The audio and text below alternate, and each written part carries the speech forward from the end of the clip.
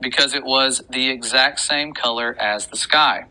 We had to wear thick, heavy going outside gloves to handle it. The stuff was so cold, it would instantly freeze your skin if you touched it.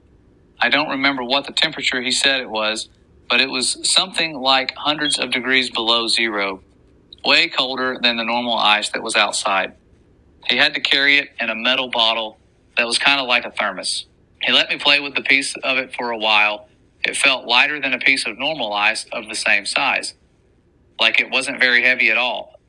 It almost felt like you could throw it up in the air and it would just float back down. But I didn't try that. And it was also a little flexible when I tried to bend it.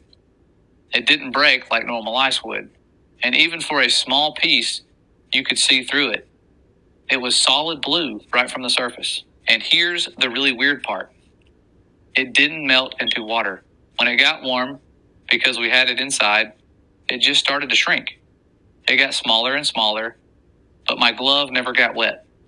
And there was no water on the floor. The stuff just turned into thin air when it got warm and vaporized. He said that was the reason why they had to study the stuff right there in Antarctica. You couldn't take the sky ice back to America to study it because it was almost impossible to keep it cold enough during transit.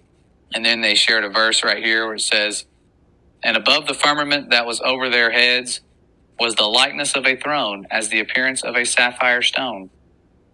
And upon the likeness of the throne was the likeness as the appearance of a man above upon it." And then we continue off where it says, "It would always vaporize into air, and you'd have nothing left when you got back to the U.S., he said.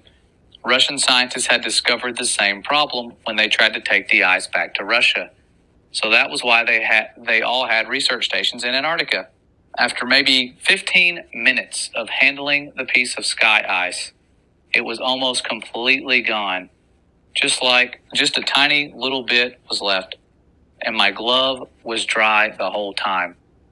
I'd never seen anything like it before or since, and that's unusual because I've always had an interest in scientific things. I think that's even why I got selected to go to Antarctica, because a big part of the interview was about science and what I believed about things. So I really thought it was cool to see something I'd never heard of before.